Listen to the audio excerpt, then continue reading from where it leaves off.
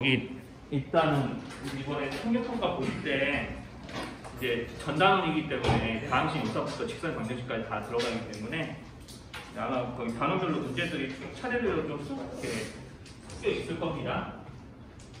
그래서 이제 좀 다항식 연산 이런 거지만 초반에 좀 이제 단원들이 좀 어려운 건 항상 함정식과 나머지 정리부터 이제 시작이잖아요.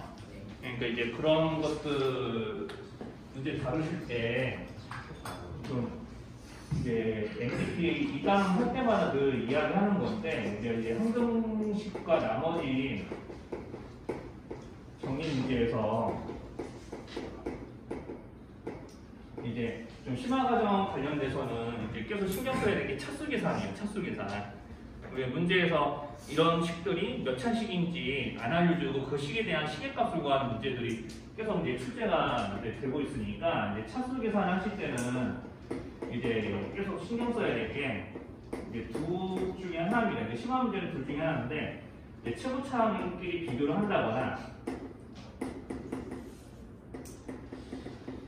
아니면 최고차항끼리 비교하는 거 아니면은 뭐 이런 거 있었죠. 이제 나누는 식과 나머지의 관계. 요거를 좀 의식해서 이제 문제를 좀 다루게 돼요. 그러니까 둘 중에 하나를 이제 이용해서 보통 차수 계산을 하게 되고 이제 그런 문제가 지금 3번 문제거든요. 이제 거기서 3번 문제 읽어보시면은 이제 어떤 x 세제곱으로 시작하는 3차식을 fx로도 나누고 gx로도 나눠서 이제 그 gx의 정체를 이제 구해보라고 문제의 조건을 알려주고 있는 거예요. 자, 그러면 이제 여기 문제에 좀 글을 잘 읽으셔야 될 텐데 fx 몇 차식이라고 써져 있나요? 네, 2차죠. 그러니까 우리가 이제 맨 처음에 가조건으로 식을 해석하면은 네, 2차식으로 나누는 건데 그러면 이제 gx는 반드시 몇 차 이하가 돼야 되니까 정주영 씨? 네. 몇 차 이하가 돼야 되죠? 1차. 그렇죠. 그러니까 1차 이하가 돼야 돼요. 그러니까 여기서는 이제 이런 식으로 몫을 뭐 세모라고 한다면 여기 있는 얘네들은 1차 이하죠. 1차 이하. 자, 그럼 이게 그대로 나조건으로 내려오는 거거든요. 그래서 나조건으로 내려오면 자, gx로 나누고 이때 몫은 뭐 달라지겠죠. 네모라고 합시다. 근데 나머지가 fx가 아니고요. 이제 fx는 말이 안 되죠. 자, 이렇게 나머지가 나온다고 하네요. 자, 그러면 저렇게 나오면은 이제 여기서 의식해야 될 게 이제 이번에 나누는 식을 1차 이하인 식으로 바꿨잖아요.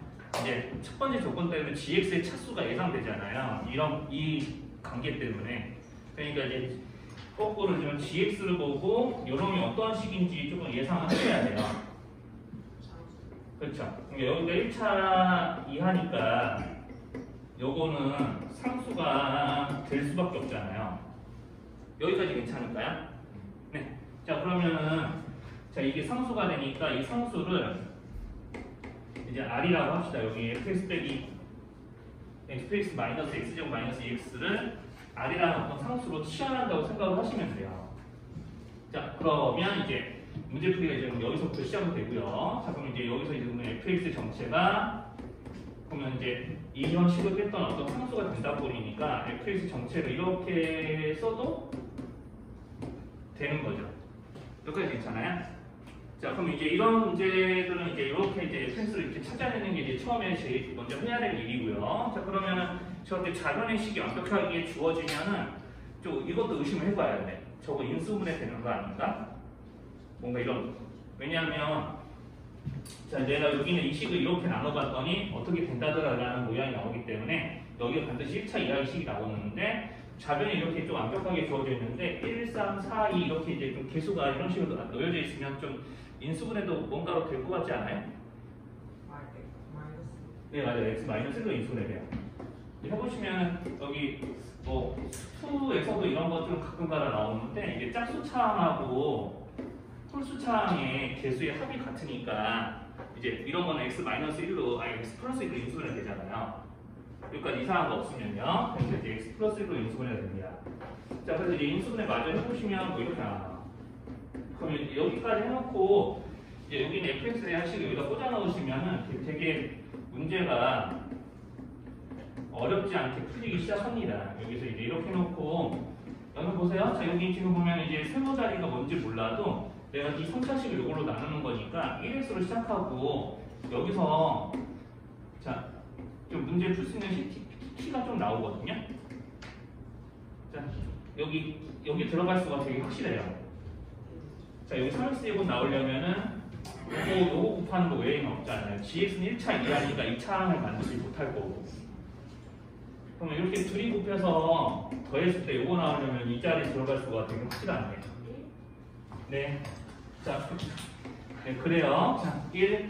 그럼 gx가 뭔지는 모르지만 gx를 뭐 ax 플러스 b라고 이렇게 놓아두면은 양변에 마이너스 1대2 했을 때 시계값이 얼마로 일치해야 되죠? 네, 그러면은 여기서 이제 x 마이너스 1대2 했을 때 여기 0대 집었고 여기도 0대야 되는 거 같죠? ax 플러스 b도. 그렇죠? 그러니까 여기서 이제 자, 여기서 이렇게 그러면 이제 ax 플러스 b가 즉 x 1대입 마이너스 1대입 하면 0대니까 얘네들이 이렇게도 바뀔 수가 있습니다. 자, ax 플러스 b를 저기 a 곱하기 x 플러스를 바꿔놔도 똑같이 x의 마이너스 1대입도 0되는 거 맞잖아요. 자, 내가 a를 대입해서 0된다는 얘기는 x 빼기 a로 인수면 된다는 뜻이기도 하니까 네, 수학상에서는 그런 거 되게 이제 뭐라고 해야 되지? 자주 나오는 문법이잖아요. 그런 게.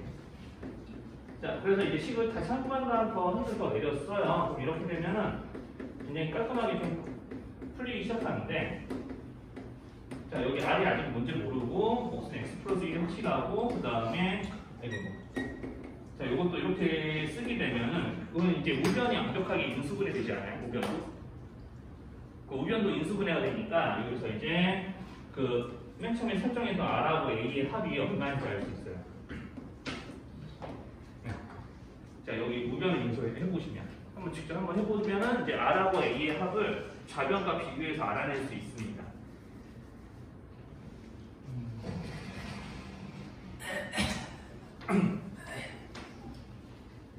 자, 그럼 R하고 A의 합이 이제 뭐라고 이제 느껴질까요? 네, 그렇죠. 자, 그럼 여기까지 됐으면은 거의 다 했고요. 그럼 이제 이 가조건에서 할 수 있는 일은 다 끝났어요. 이제 나조건에서 마무리가 되면 돼요. 그럼 나조건도 이렇게 썼던 거 어차피 지금 알아보면 되니까 네, 지우고요.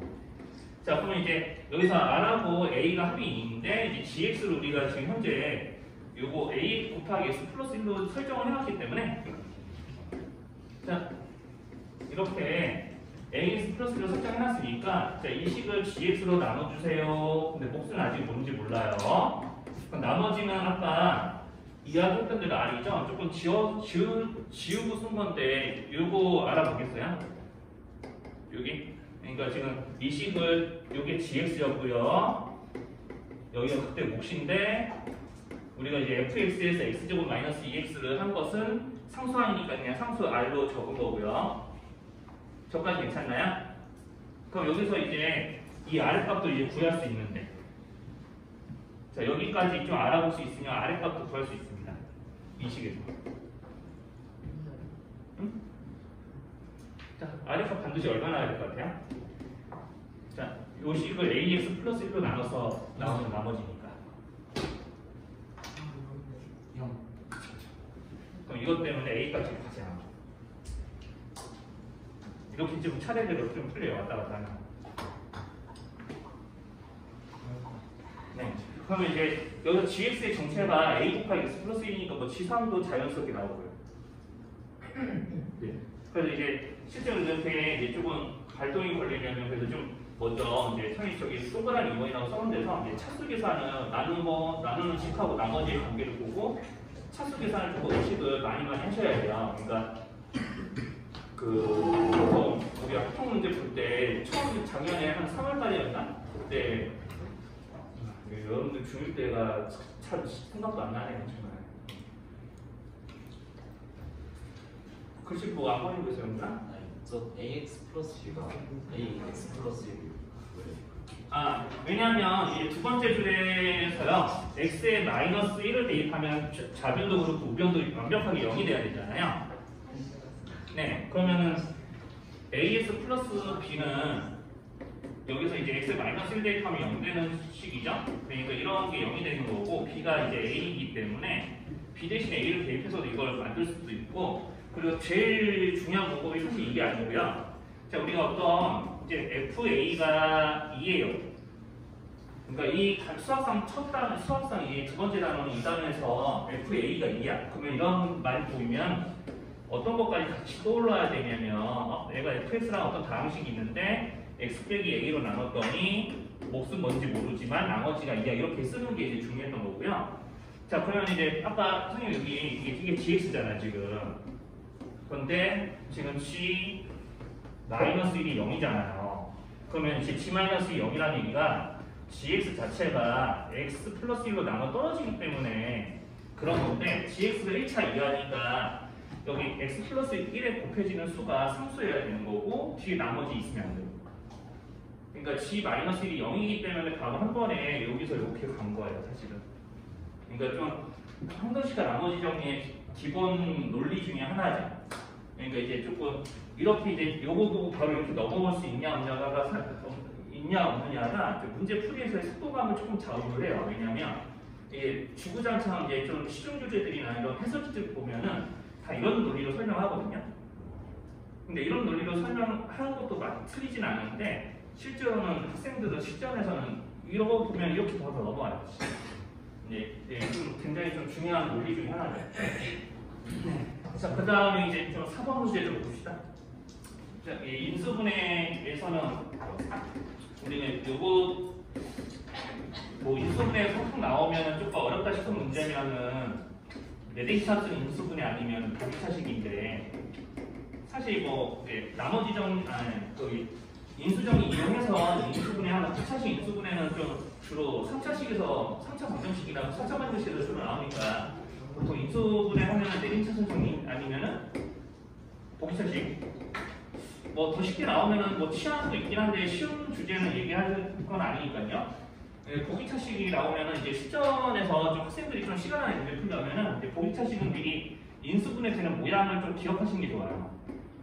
보통 이렇게 인수분해 되거나, 지금 보기차식이 뭘 얘기하는지 모르는 건 아니라고 하면, 아니면은 이렇게 인수분해 되거나 둘 중에 하나입니다. 그러니까 여기 4번 문제 같이 특히나 이제 인수분해 되는 가지수를 물어보는 문제면은 인수분해 되는 모양을 미리 좀 예상을 하시는 게 이제 풀이할 때 좀 많이 도움이 되죠.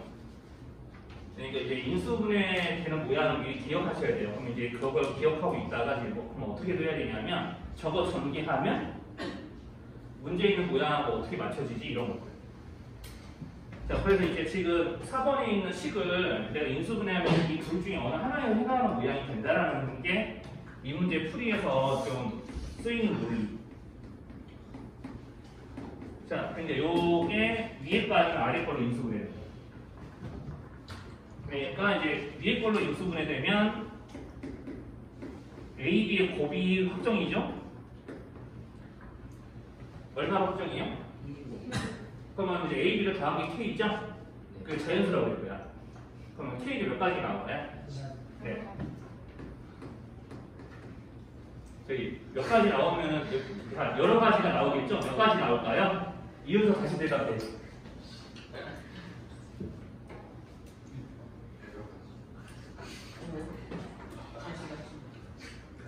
아 이거 야 잠깐 지금 대답을 그렇게 하면은 네 그래요. 근데 두 가지 나오죠. 1하고 여기 10하고 26 나오는 건 알아봐요. 아 순간 아까 대답 뭐 그렇게 유도하는 거 좀 약간 짜증날 뻔했어. 자, 그러니까 K가 이제 10하고 26 이게 자연수 K니까 여기서 음수는 안 나와요. 당연히. 네, 이런 식. 그러니까 이게 첫 번째 경우고요.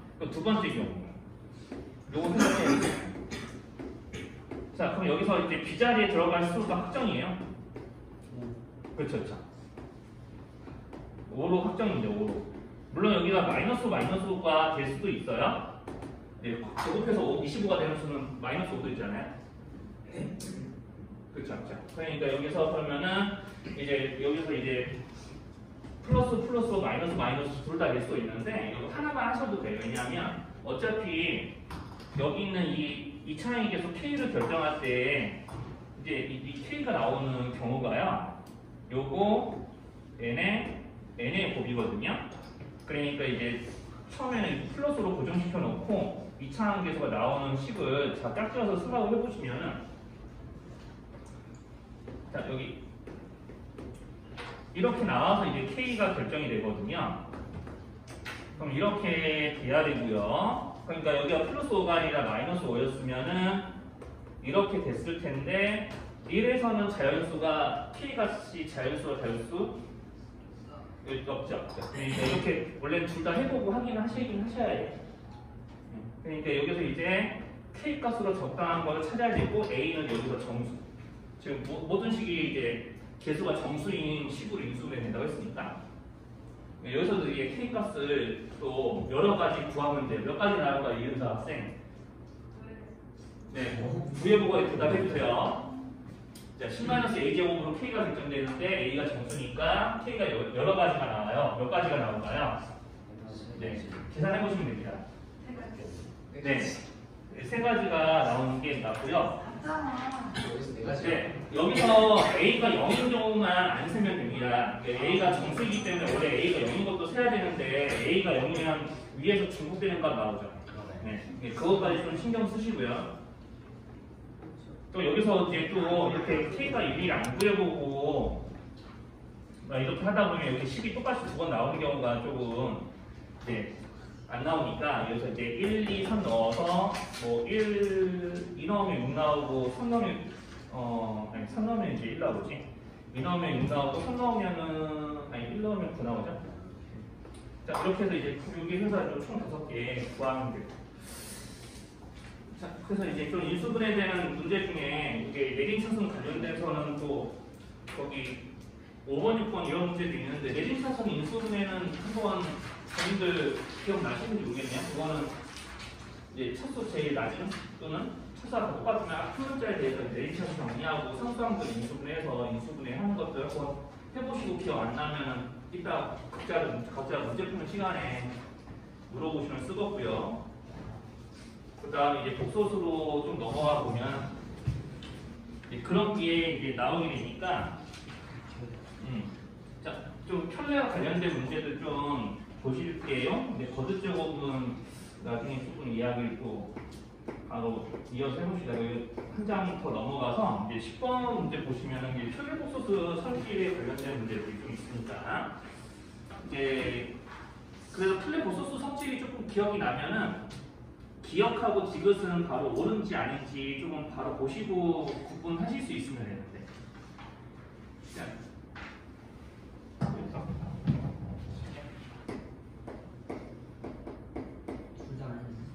자, 지금 우리가 알파가 켤레 베타면 베타가 켤레 알파인 건 알아보겠어요?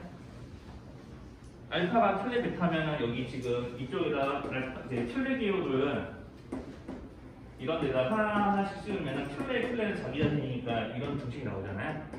네. 자, 그러니까 이렇게 돼요. 그러면 이제 우리가 알파랑 베타를 더했다는 얘기는 이제 무슨 뜻이냐면은 알파랑 켤레 알파를 더하고 알파랑 켤레 베타 알파를 곱했다는 뜻이거든요. 자, 얘네들은 반드시 실수인 거 맞아요, 아니에요? 켤레끼리 더하고 곱하면 실수였던 거. 네, 맞다. 자, 그런데 이제 둘 다 반드시 실수가 되고 만약에 이제 알파를 a 플러스 bi 꼴로 나타낸다면 이제 켤레끼리 합은 실수 부분의 2배, 곱은 실수 부분과 홀수 부분의 제곱의 합이었던 것까지 좀 다시 기억이 좀 나시면 돼요. 그래서 이제 기억은 맞는만 디귿은 그렇게 따지면 자, 이렇게 합이 0이니까 여기 켤레시어도 0이죠. 기억이. 네. 네, 기억은 맞는다. 아, 7번 아니구나. 아, 지금 10번이 10번. 정신 차려야 되구나. 대단합니다. 네, 지금 10번이에요, 10번. 그러면 이제 합도 0, 이제 켤레끼리 합도 0 되는 거 맞죠? 그러니까 조금 여러 번 좀 수학상 좀 겪어보신 분들이면 기억 이것은 이제 사실 보자마자 좀 OX인지 좀 구분하셔야 되고요.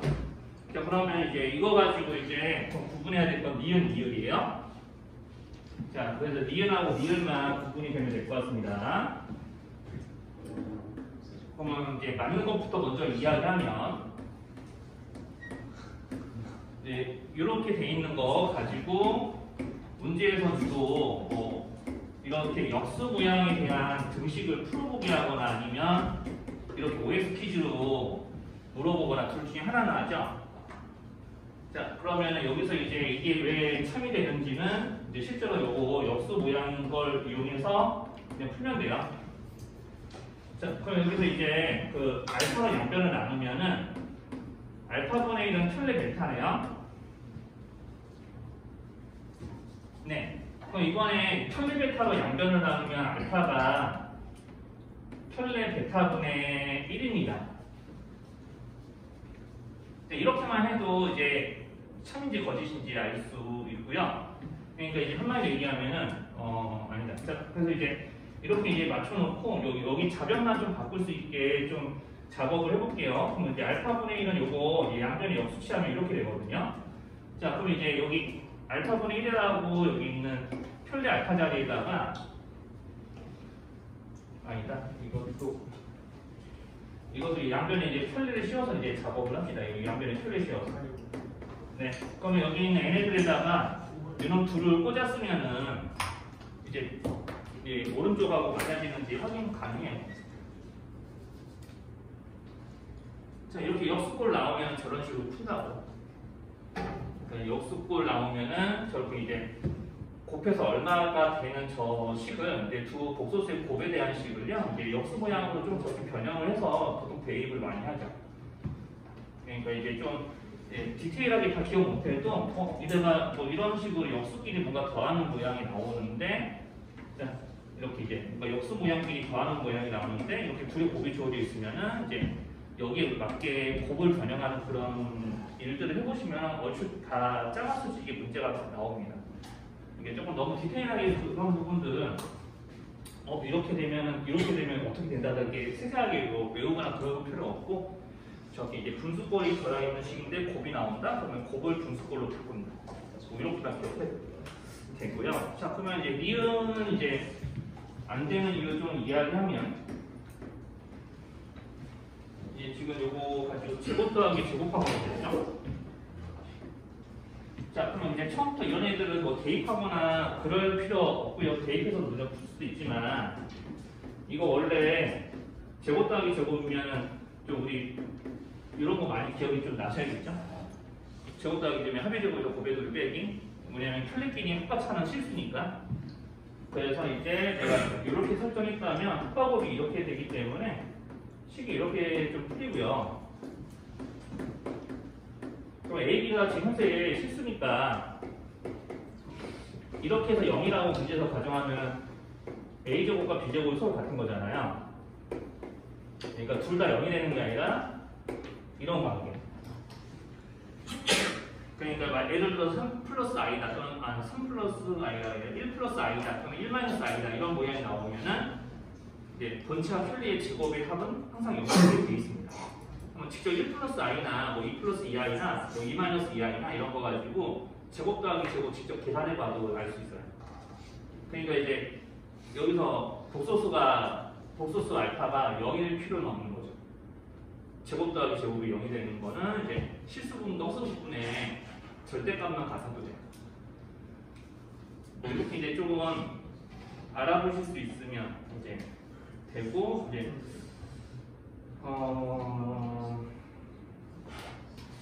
쉬워요.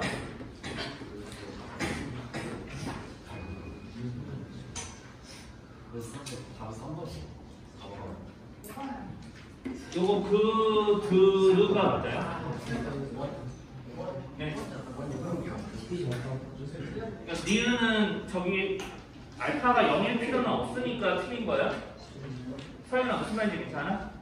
10번에서 니은은 알파가 0일 필요가 없으니까 틀린 거예요. 0일 필요가. 네, 그러니까 우리가 요 식이 0이 되는 데에는 이런 조건만 만족해도 되잖아요. 이 조건이 뭐냐면은 허수 부분과 실수 부분의 절대값이 똑같다. 그러니까 아까 얘기했지만 1 플러스 i 같은 거 이런 거 가지고 본체의 제곱과 이렇게 편례 제곱을 해보면 실제로 더하면 안 돼요. 뭔 얘기하려고 하지? 자, 그래서 이제 31번. 자, 네, 그렇죠. 자, 이게 왜 등비수라고 하는지 알아볼 수 있겠냐라는 거죠. 물론 이제 그 고등수학 원에서 등비수열의 항으로 호수를 채택하진 않습니다. 이게 그거 가지고 우리가 수열의 합도 계산을 해야 되기 때문에 호수를 이제 이용해서 그거를 합친다거나 그런 일은 없고 PT하고 나오는 거라고 해봐야 좀 복잡하면 삼각함수 함수값을 수열로 합치는 그런 일들을 하겠죠. 네, 그 정도는 합니다. 이제 로그나 이제 삼각함수 함수값을 수열로 합치는 일들을 할 텐데, 자 지금 뭐 여기서 이제 뭐 등비수열을 알아야 된다 뭐 이런 얘기를 하려고 하는 거 아니고 등비수열로 이걸 해석하면 문제가 엄청 쉽다고요. 우리가 왜 등비수열에 정한식 기억나요? 예, 전항은 그 다음 안에 몇 개다 이렇게 되잖아요. 그렇죠. 그러니까 여기 있는 이 Z라고 표시되어 있는 이 기호가 Z1, Z2, Z3, Z4 이런 거 나열하면은 하나씩 넘어갈 때마다 i씩 계속 곱해가야 되잖아요. 네, 그러니까 우리가 이제 마치 공비가 i인 등비수열로 이 문제를 해석할 수 있지 않겠냐라고 선생님이 이야기한 거예요. 첫 항이 요거거든요. 그럼 i씩 계속해서 곱해 나가죠? 자, 그러니까 첫 항이 i고, 첫 항이 1 플러스 i고, 자, 그럼 공비가 i인 거라고 해석해도 되잖아요. 그러면 이제 일반항 만들 때 보통 여기 공비의 지수에 뭐 붙여요?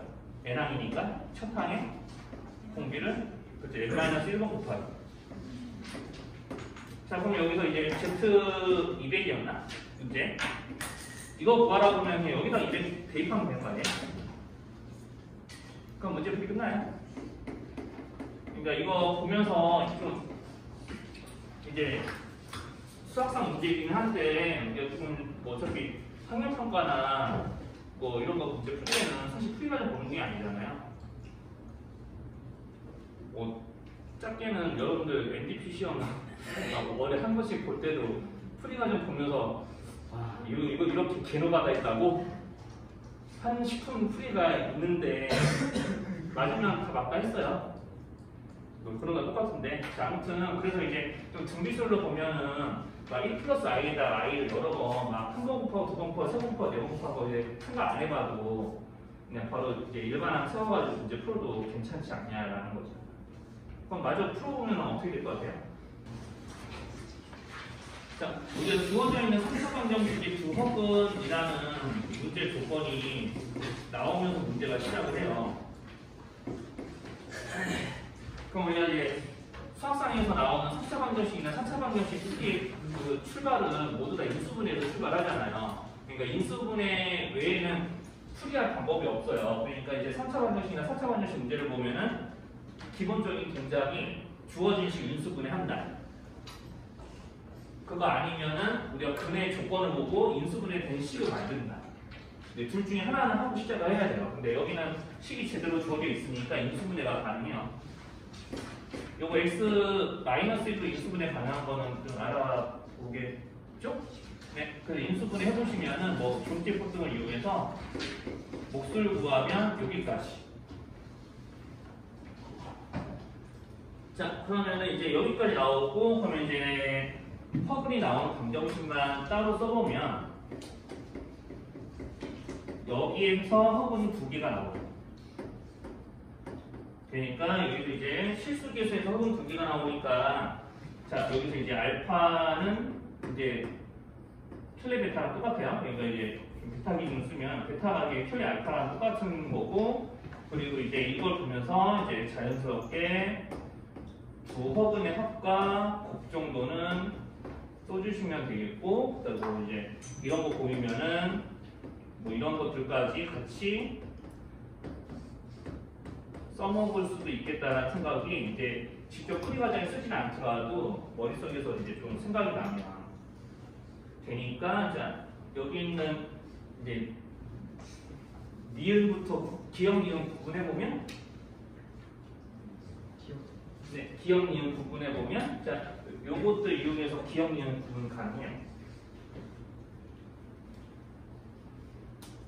일단 기억 알파 제곱은 켤레 베타랑 같을 것이다.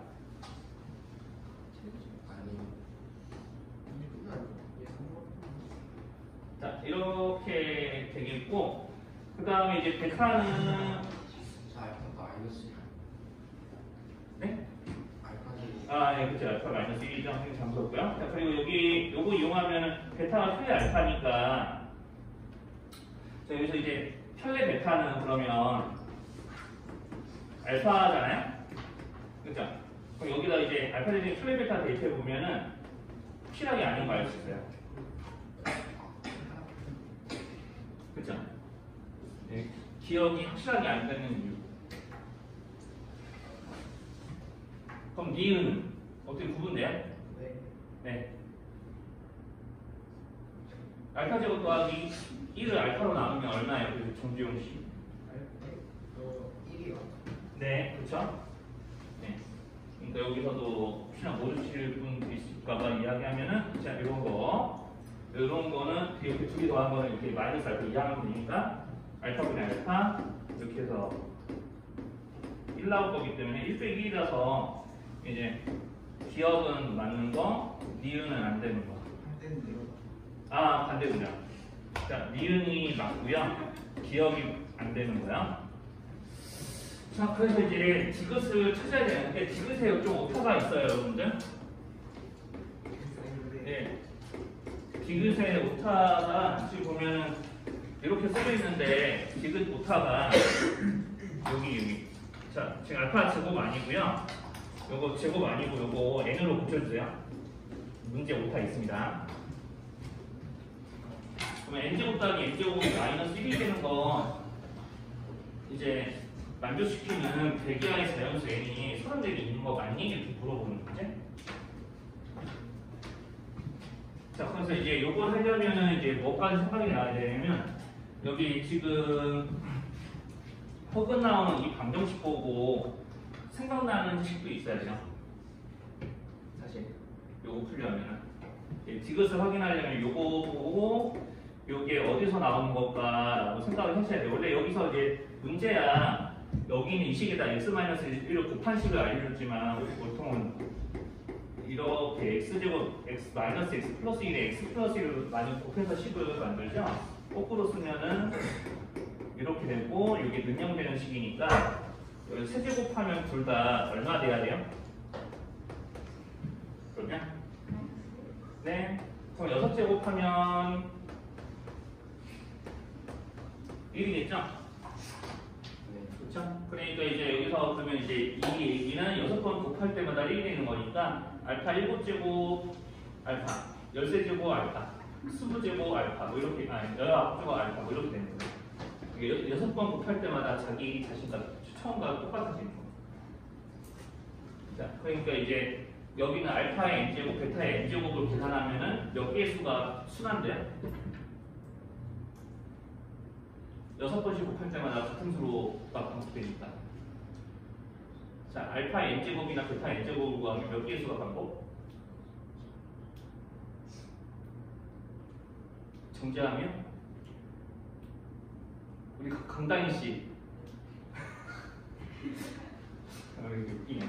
네, 6제곱해서 1이 되는 수니까 몇 개의 수가 반복되죠? 네, 6개 반복되죠? 네. 너무 조용하니까 이게 조용하면 주용이 모르는 건가? 네. 자, 그래서 6개의 수가 반복되니까 이렇게 6개의 수가 반복되는 6개의 수가 이제 반복되는 거듭제곱들을 이용한 시계값도 6개가 반복되는 거예요. 그러니까 우리 선생님이 이게 저번에 왜 오메가 세제곱은 1에서 이제 이 오메가의 n제곱을 이용한 이런 식들 있잖아요. 이런 애들의 값도 3개씩 반복된다고 했잖아요. 세제곱하면 1이 되니까 3개의 수가 반복되고 그 수들을 이용한 시계값도 3개가 반복돼요. 자, 그러니까 이런 것들은 다 n자리에다가 1, 2, 3, 4, 5, 6까지 넣어보고 우리 순환마디 구하듯이 어떤 결과들이 반복되는지 구하면 됩니다. 그러면 최준호씨 이거 1 대입하면 얼마냐? 여기 이거 n으로 바꿀게 이제. 1이요. 네. 그러면 이제 2를 대입을 하면은 이제 실제로 2 대입하면은 이런 거 더하는 거죠? 이렇게 더하는 거죠? 2 대입하면 얼마나 나지? 이렇게 된 거 더한다고 생각한다면 이렇게 두 개 더하면 알파 베타 더하는 거고 마이너스 1 더하니까 여기서 요거 나올걸요? 요거 인정할 수 있어요? 조금 여기 천천히 할게. 여기 마지막 게 다 좀 중요하니까. 그럼 세제곱자를 세제곱하면은 여기 상상 여기 이 자리에 상상 들어가요. 마이너스. 그러면 여기서 이제 내제곱 되면은 이런 거잖아요, 사실. 내제곱과 내제곱하면은 이렇게 더하는 거잖아요. 자, 그러니까 이렇게 더하는 거니까 누구랑 부호가 반대가? n이 3면? 그쵸, 여기 n이 1일 때랑 부호가 반대죠. 그렇게 따지면 n이 5일 때 값은 누구랑 부호가 반대일 것 같아요? 그러니까 a일 때. 그렇죠. 그렇게까지 좀 생각하고 이제 좀 각 찾으면은 실제로는 세 개만 찾으면 돼요. 여기 위에서부터 부호 다 바꿔서 적으면 되니까. 이렇게 되겠죠. 자, 지금 4제곱, 4제곱, 5제곱, 4제곱, 6제곱, 6제곱 일일이 계산 안 했어요? 지금 n이 1일 때, 2일 때, 3일 때 보고 부호 바꿔서 계산한 거지. 네? 이제 그렇게 좀 바라봐 주시면 좋겠고요. 자, 그럼 이제 여기서 이제 n이 100 이하일 때 실제로 저렇게 n제곱 더하기 n제곱 해서 마이너스 1이 되는 가지수가 세워지죠.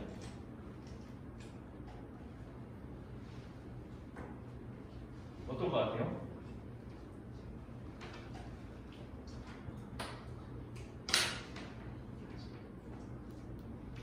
어떨 것 같아요, 주요한? 34번 나오죠. 34개 나오는 거 맞아요? 네. 네, 맞는 말이긴 한데. 네.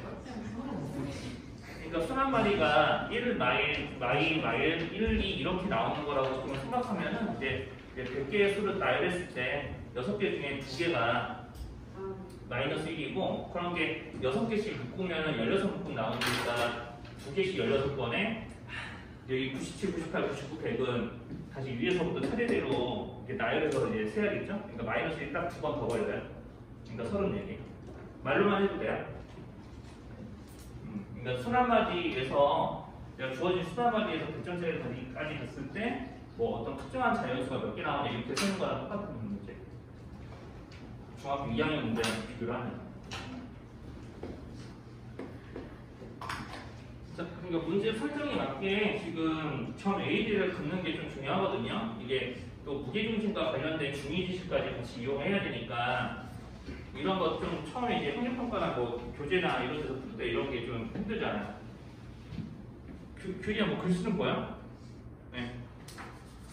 자, 그래서 이제 점C가 AB의 1대2 외분점, 점C는 성분 AB의 3대2 외분점이니까 이제 거기에 맞게 지금 선생님이 좀 비율에 맞게 이제 그 점을 좀 찍은 거고요. 이제 여러분들은 뭐 적당히 본인이 알아볼 수 있게 그냥 그리시면 되겠지.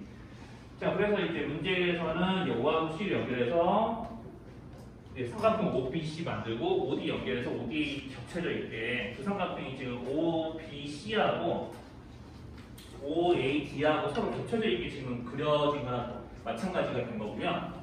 자, 그러면은 여기서 이제 그러면 무게중심을 나타내야 되잖아요. OBC의 무게중심, ODA의 무게중심. 그럼 무게중심의 정의는 자, 이제 NDP 할 때마다 소개를 하고 있는데 이제 무게중심의 정의는 세중간의 교점. 그러니까 무게중심이란 말 나오면은 먼저 생각나야 되는 게 무게중심 좌표 구하는 것도 구하는 거지만 중선이랑 관련이 있다. 그러니까 중선을 나타내야 된다. 이제 그 중선을 나타내야 무게중심을 나타낼 수 있거든요. 자, 그래서 이제 중선을 나타내야 무게중심을 나타낼 수 있으니까 이게 중위 문제로 치면 뭐 이런 거거든요. 지금 푸고 있는 문제가 예를 들면 중위 문제로 치면은 삼각형 ABC가 있는데 이제 중간에 BC 위에다가 점 아무거나 찍고 ABD의 무게중심은 G1. 자, 그리고 삼각형 ADC의 무게중심을 G2라고 했을 때, 자, 여기 성분의 길이 BC 가지고 어떻게 구할래? 이렇게 물어보는 문제랑 똑같은 거예요. 이렇게 하는 게. 자, 지금 문제에서 하는 게 이런 거니까 좀 기본 요것도 이제 중학교 2학년 그 문제에서 자주 나오는 형태 중에 하나죠. 그러니까 무게중심은 항상 중선 위에 있으니까 중선 먼저 긋고 시작. 그러니까 중선이 없으면 중선 그어야 돼요. 그래서 이제 BD하고 CD를 쪼개주면은 여기 자, 중선이 이제 BC에서 이제 중선이랑 BC랑 만나는 점을 저렇게 가지고 연결해주면은 여기 지금 BD의 중점하고 DC의 중점의 MN이라고 할게요. 그러면 여기 길이가 정확하게 BC의 절반 되는 건 괜찮아요? 그럼 이거 보고 여기 구할 수 있어요. 네, 그렇죠. 근데 닮음일 때 여기서 그러면은 이것까지 알아볼 수 있으면 이제 선생님 좀 이거 바로 설명할 건데 무게중심끼리 있는 성분이니까 여기서 만들어진 성분 MN의 몇 분의 몇인지만 알아보면 되죠. 네? 3분의 2. 네, 그렇죠.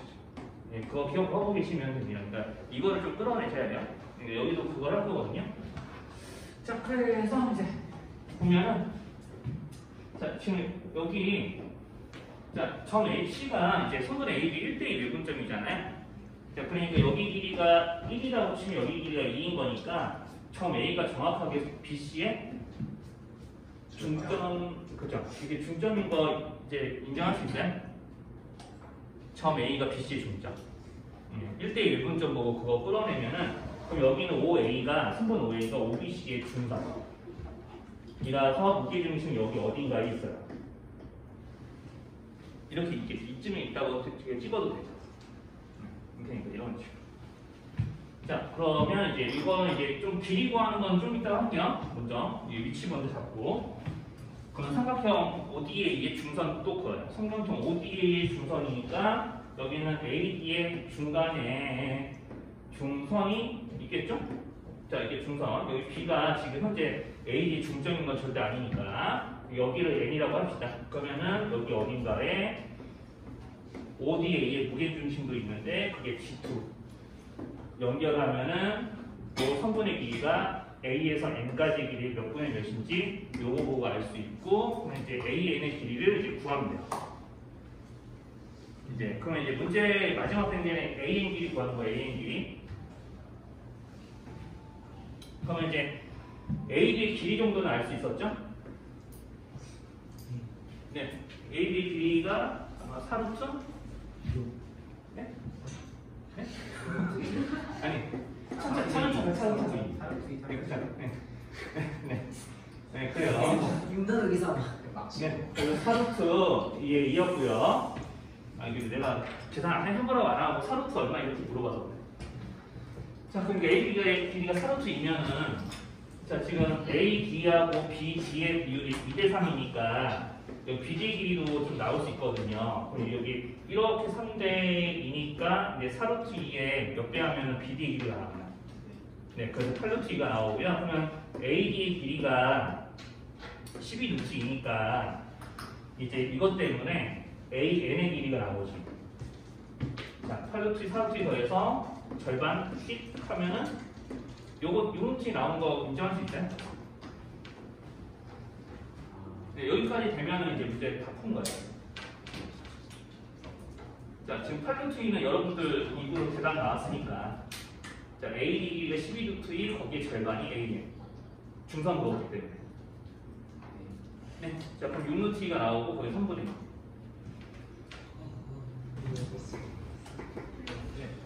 네, 기억이 날지 모르겠지만 15번 문제 이게 정삼각형에서 이제 한 변에 P라는 점 잡고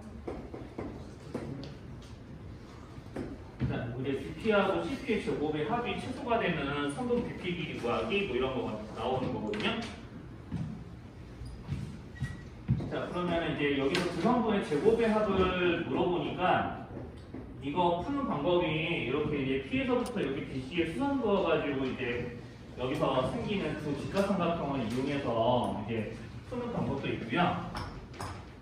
이제 그렇게 하지 않고 이제 저렇게 삼각형에서 두 변의 제곱의 합을 좀 이제 구하는 문제니까 두 변의 제곱의 합을 중선 정리로도 우리는 나타내는 걸 할 수 있어야 된다고 생각합니다.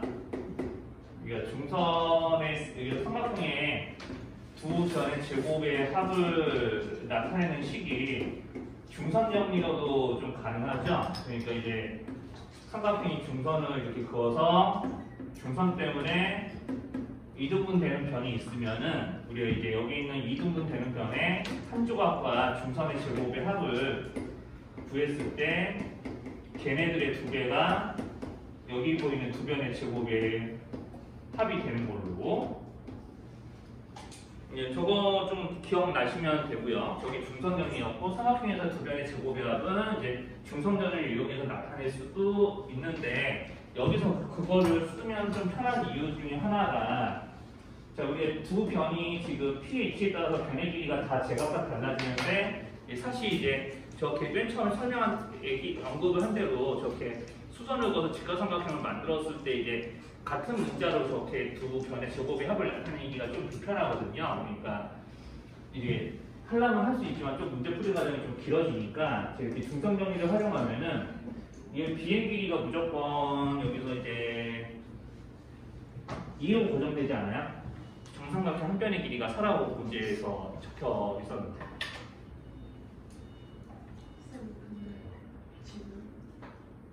네, 15번이요. PM은 수직이요. 네, PM은 수직이 아니에요. 자, PM은 수직인지 아닌지 몰라요. 자, PM은 수직인지 아닌지 아직 정해져 있지 않습니다. 왜냐하면 P는 움직이는 점이기 때문에 이제 pH에 따라서 각 PM, B의 크기는 뭐 달라지게 돼 있어요. 물론 이제 수직이 되려면은 P가 A까지 올라가야 이제 M에서 생기는 각이 수직이라고 할 수 있고요. 자, 그래서 이제 뭘 해주셔야 되냐면, 자, 이렇게 이제 PB의, 이제 BP의 제곱과 CP의 제곱을 하려고 나타내는 식이 여기서는 그러면, 자, 중선이 PM이고, 중선 때문에 쪼개지는 성분이 BM이니까, 자, BM 제곱 더하기 PM 제곱의 합으로 이렇게 바꿔가지고 걔네들의 두 개가 이제 구하려고 하는 성분 제곱의 합이야. 이렇게 나타내는 게 가능하고요. 자, 그럼 여기서 조금 기억이 좀 나시는 분들은 자, 여기 있는 BM의 제곱은 이제 2의 제곱, 즉 4로 고정이 돼 있고 이게 4라는 상수로 고정돼 있고 여기가 이제 변수이기 때문에 자, PM 제곱이 제일 짧아질 때가 언제인지 찾으면은 문제에서 구하려고 하는 성분의 제곱의 합의 최소값이 구해지는 거예요. 자, 그러면 PM 제곱이 제일 짧아질 때가 언제인지 이제 pH로 움직이다 보면은 이제 그거 확인할 수 있죠? 그래서 그게 이제 언제인지 찾으면 됩니다. 그러니까 우리가 여기 있는 이제 고정된 점이 있는데 내가 직선 위에 또는 선분 위에 어떤 점을 연결해가지고 이렇게 여러 개의 선분을 만드는데 이런 선분들 중에서 길이가 제일 짧아질 때는 이 정점에서 직선까지 수선일 때가 제일 선분의 길이가 짧죠. 자, 그러니까 여기서 이제 PM의 최소 조건이 이제 수선이 될 때예요. 선분 AB랑. 그래서 선분 AB와 선분 PM이 수직일 때가 저렇게 이제 최소 조건이 되는 거고, 그럼 이제 수선을 긋겠습니다. 이제 M에서부터 AB에 수선 긋으면 돼요. 자, 그래서 P가 여기까지 옮겨지면은 이제 실제로 PM 길이가 제일 짧아지고요. 정삼각형의 한 내각이 정해져 있기 때문에 삼각비 이용해서 PM 길이 그때 구하면 돼요. 그럼 자연스럽게 최소값이 나오는 거죠. 그러면은 이제 여기 PM 길이 얼마 나와야 돼요? 여기 삼각비로 생각해 보시면은 PM 길이가 여기 30, 60, 90 삼각형이니까 PM 길이가 이제 뽕이 없는데, 자, 루트 3 적되는 거는 괜찮죠? 네. 그 다음에 여기 뭐 BM은 2제곱으로 4로 고정되어 있고 여기. 그럼 여기가 이제 최소값? 연세 구하려고 하는 최소값이고 그 다음에 이제 그때 BP 길이도 되게 잘 나오죠? 여기 뭐 이렇게 1 되는 거 못 알아보지 않겠죠? 네.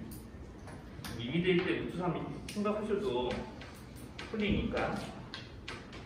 그래서 이제 성분의 제곱의 합을 구하는데 그게 삼각형의 두 변의 역할을 하게 되면 중선 정리를 저렇게 써먹을 수도 있다는 거. 네, 그게 안 되면은 이제 아까 할까 말까 했던 게 이제 이런 삼각형에서 이제 수선을 그어가지고 둘의 제곱의 합을 나타내는 거였거든요. 근데 여기가 60도인 건 똑같으니까 이제 여기 있는 BP의 길이를 x라고 두면은 여기가 2분의 루트 3x 있고 여기가 이제 x이기 때문에 여기가 2분의 x이기 때문에 여기 길이가 3 마이너스 2분의 x라서요. 이제 얘네들의 제곱의 합을 이용해서 여기 길이를 좀 나타내는 게 가능하거든요. 그래서 이제 CP 제곱을 나타내보면 요거 제곱 더하기 요거 제곱까지 해갖고 여기 제곱까지 더해서 이제 2차식으로 이제 정리가 가능하니까 2차 함수로도 구할 수 있는데 좀 식의 개수에 이렇게 무리수가 좀 들어가서 좀 복잡해 보이지만 뭐 제곱해서 버리면 뭐 크게 뭐 문제 푸는 데는 지장은 없어요. 그러니까 만약 2차 함수로 풀어라라고 강제가 되면은 뭐 이렇게 놓고 풀겠죠. 뭐 저런 일들도 가능한데 중선 정리로 좀 더 잘 풀리니까 저렇게 해보시면 되고 그리고 뭐 나머지 도형 문제들은 뭐 선생님 따로 이야기 이렇게 복잡하게 하고 싶진 않은데 이런 거는 조금 헤매실 것 같아서 요것만 좀 이야기하고 한번 남은 시간 동안 한번 선생님 이야기하지 않았던 문제들을 한번 쓱쓱 풀어보시면서 잘 안 되는 건 물어보시면 될 것 같습니다. 이거만 하고 이제 조금 선생님 저 얘기하는 거는 좀 줄일게요.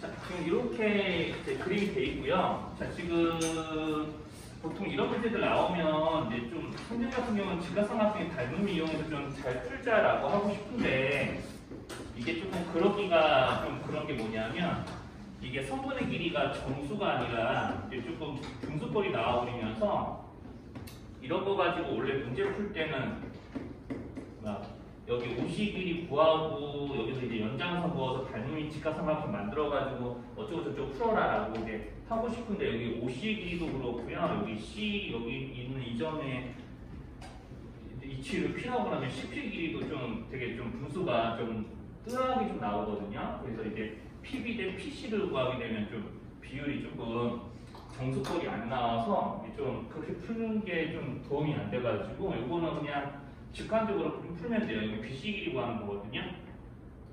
자, 그러니까 힌트는 여기는 BC 길이하고 같은 선분을 하나 더 그어주기. 자, BC와 같은 길이의 선분을 그으시면 됩니다. 먼저 한번 생각을 해보세요. 그어주는 것은 한 2분만 이따 할게요. 자, 선분 BC의 길이를 그어야 되니까 BC 길이를 바로 구하는 게 아니라 저는 BC와 같은 길이의 선분을 그어서 그걸로 푸는 거거든요. 그러면 되게 쉽게 풀어요, 실제로.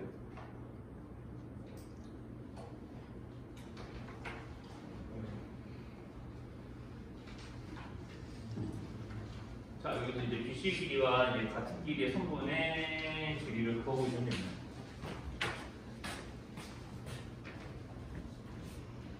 잘 찾아졌는지 모르겠네.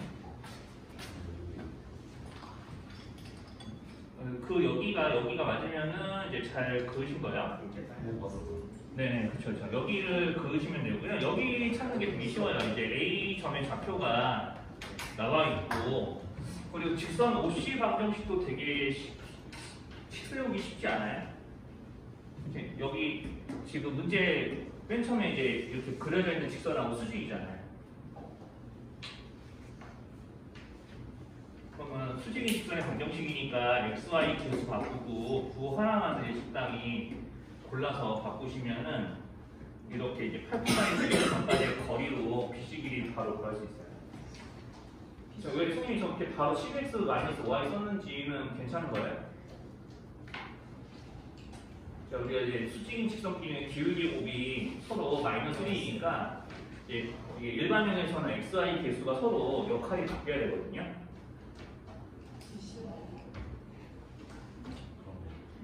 네, 그래서 이제 xy 개수 역할이 바뀌어야지 기울기 곱해서 1이 됩니다. 마이너스 1. 이제 부호까지 바뀌어야 되니까 이게 xy 개수 서로 이렇게 자리 바꿔주고 그 다음에 하나만 골라서 부호 바꾸면은 기울기 구했을 때 곱해서 무조건 마이너스 1이 되게 돼 있어요. 그런 것까지 생각하시면서 이제 하면은 조금 굳이 막 기울기 구해가면서 막 뜯어고치고 뭐 그럴 필요가 전혀 없기 때문에 그런 거 알고 있으면 좀 잡기식인데 좀 편하고 아무튼 그래서 이제 비식기를 저걸로 구하시는 게 제일 좀 좋을 것 같아요.